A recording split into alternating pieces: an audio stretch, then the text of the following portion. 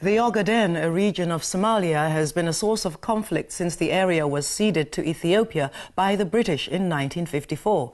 Somalia has twice unsuccessfully fought wars with Ethiopia to get it back. The Ethiopian government has banned aid agencies and journalists from accessing the region.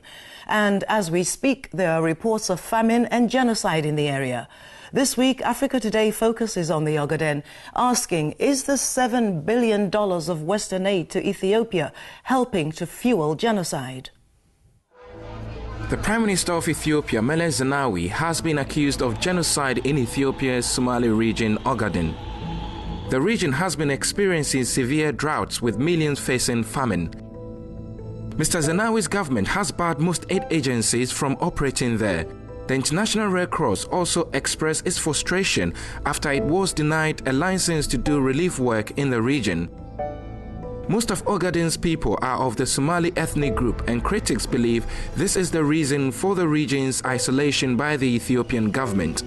They also believe Western aid of about $7 billion a year has strengthened Mr. Zenawi's cause, while these allies have turned a blind eye on the alleged genocide.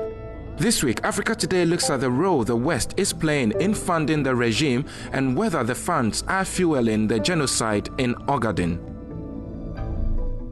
Hello and a very warm welcome to Africa Today. I'm Vuiswang Ngobongwana, and this week we're zooming in on the Ogaden, a remote Somali region of Ethiopia. This is an oil-rich region where there are reports of famine and an ongoing genocide allegedly committed by a militia created by the Ethiopian government. Ethiopia, of course, is a friend of the West in its war on terror, but is the West, consciously or otherwise, funding a genocide against the Ogadeni? Here with me to share their extensive knowledge of the region and to help us answer that question are Mr. Negusi Gama, an Ethiopian exiled journalist, Richard Chutezo, a journalist and writer, and from Asmara on the telephone we're welcoming Mr. Thomas C. Mountain, an independent journalist. Thank you all so much for joining us on Africa Today. Thank you. If I could start with you, Thomas, there in Asmara on the phone. We mentioned in our introduction that there seems to be very little journalistic access to the area, and we understand you actually broke the story. Could you tell us what the situation is as we speak? Well, the United Nations Famine Early Warning System has said that due to drought, millions of Ethiopians in the Ogaden are facing starvation. Like you said, the International Committee for the Red Cross has said that they've been denied access to the region to provide food aid to these people for the fourth year in a row. Now, like you said, IMF has said that Ethiopia exports 1.7 billion and imports 8.7 billion. It's $7 billion in aid funding all of this. Now, they can't say they don't know, because Gail Smith, the senior policy advisor to Barack Obama's White House, was writing about this as when she was head of the Enough Project in 2007, 2008. So they know about this. In a moment of desperation, I sent an email to the Los Angeles Times reporter in Addis Ababa about this, and their response was, well, they can't cover it because of logistics and access problems. So they know about this. They're funding this. Right. And they're doing it. Okay, Thomas, thank you for that. I mean, Negusi, you're familiar with this foreign policy type of contradiction where, you know, the US and as well as other Western nations always, you know, promote themselves as advocates of human rights. But whenever it comes to African situations in particular, there seems to be a lot of contradictions. I mean, how would you summarize this kind of contradiction as we speak of the Ogaden today? Yeah, the problem is the Western countries, most of the time, they're always after their own interest. If they do have an interest in a particular case, you know, they don't give any attention and regard to the civilian society as a whole and to that country. Well, going back to the history, could you explain to our viewers who may not know the full history, what was the thinking of the British when they gave the Ogaden to Ethiopia? I mean, the Ogaden has always been a part of Somalia, hasn't it? No.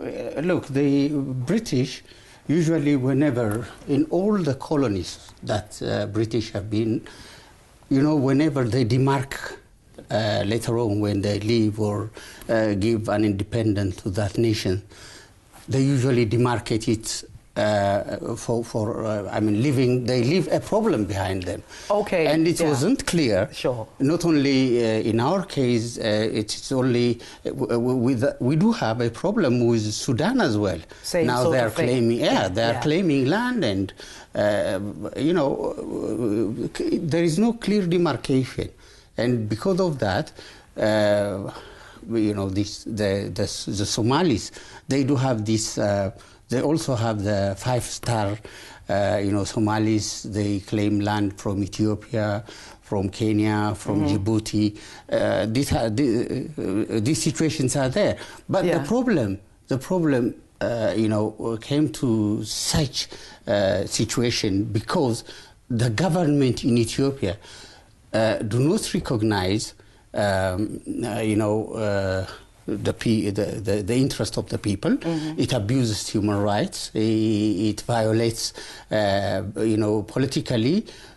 The Somalis are suppressed, and this is actually a true fact towards all the Ethiopian areas. If you go to Afar, to Gambela, wherever. This is a pattern, a recurring pattern. A minority ethnic group is ruling the country, and it's getting the support of the West in order to go through all these atrocities. Okay, let's move on. I mean, if I could bring you in, Richard. Yes. It's a scenario that is painfully familiar, as we've said, you know, almost nearly 60 years of conflict caused by a very casual demarcation of a border, you know. Now, as far as you are aware about the region, you're an independent analyst. What are your thoughts on the nature of this conflict and where it might lead to? What is the nature of this conflict from your perspective? Well, to start with, you know, Neguse said something that it really pains, you know, everyone who is an African, myself included, you know, that, you know, from the time of the partition of Africa, whether by design or by some chance, you know, Africa was always going to afterwards, you know, live in serious problems because groups of, you know, ethnic, you know, minorities or majorities were separated, you know, and placed with different geographical states. And that in itself was sowing the seeds of future discord, you know, as we're seeing today. Well, this has been exacerbated by the finding of oil in the region as well. Yes, and you'd find that everywhere that there's been the finding of oil, there's a similar scenario that happened in West Africa in the Bakassi Peninsula, where between Nigeria and Cameroon, a piece of land, the Bakassi Peninsula, was left idle for many years, and then all of a sudden oil was discovered. And then the two countries started fighting, you know, over ownership of that piece of land. And everybody will go back to the partition of Africa, to United Nations, to whatever documents existed in the past. But the one thing I want to say is that I think, you know, as Africans, we got to sit back. We have to sit back and take stock of our past, our present, and then look at where we want to be in the future.